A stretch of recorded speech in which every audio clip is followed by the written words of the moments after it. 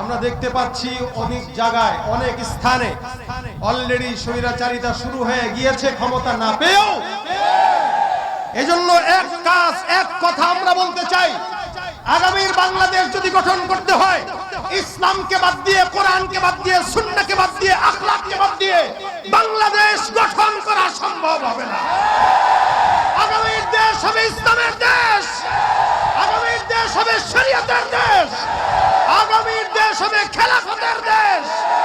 এর বাইরে যদি কেউ স্বপ্ন দেখে সেই স্বপ্ন এই বৈষম্য বিরোধী ছাত্ররা পূরণ করতে দিবে না, দিবে না, দিবে না। কথা বলেন ঠিক কিনা? কেউ দিল না সবাই নিল, আমরা যে কলুর বলদ, সারা বছর নেয় না খবর, নির্বাচনে খুব দরদ। কেউ যদি দরদ দেখাইতে আসে দরদ নেওয়া যাবে না, কারণ